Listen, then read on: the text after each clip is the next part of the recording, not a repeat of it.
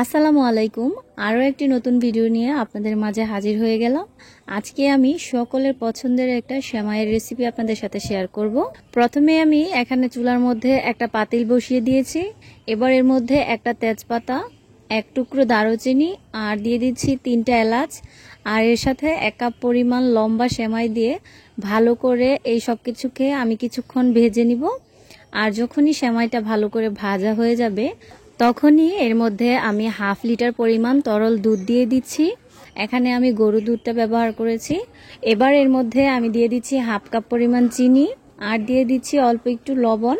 আপনারা চাইলে এখানে চিনির পরিমাণটা একটু বাড়িয়েও দিতে পারেন। আর এবার এটাকে আস্তে আস্তে নাড়তে নাড়তে কিছুক্ষণ ফুটতে দিব। আর যখনই সেমাইটা পুরোপুরি ফুটে যাবে তখনই কিন্তু সেমাইটা প্রায় সিদ্ধ হয়ে যাবে, কারণ এই সেমাইটা সিদ্ধ হতে কিন্তু বেশি একটা সময় লাগে না।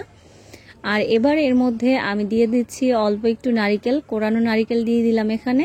আর দিয়ে দিচ্ছি কয়েকটা কিশমিশ, আর সাথে দিচ্ছি কয়েকটা কাঠবাদামকে এরকম কুচি করে।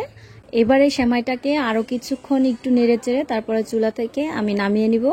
আর দেখতেই পাচ্ছেন এর ঘনত্বটা কীরকম হয়েছে। এখন এটাকে চুলা থেকে নামিয়ে নিচ্ছি।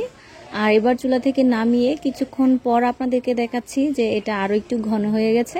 আপনারা যদি আরও পাতলা করে খেতে চান এক্ষেত্রে আরও একটু দুধ বেশি করে দিবেন, এতে করে এর টেস্টটা কিন্তু একই রকম লাগবে। এবার সেমাইটাকে আমি একটা বাটির মধ্যে ঢেলে নিচ্ছি। আর সবটুকু সেমাই ঢালা হয়ে গেলে এর উপরে আমি আরও কিছু কিশমিশ আর কয়েকটা কাঠবাদাম কুচি দিয়ে দিচ্ছি। আর এই তো দেখতেই পাচ্ছেন সেমাইটা রেডি হয়ে গেছে।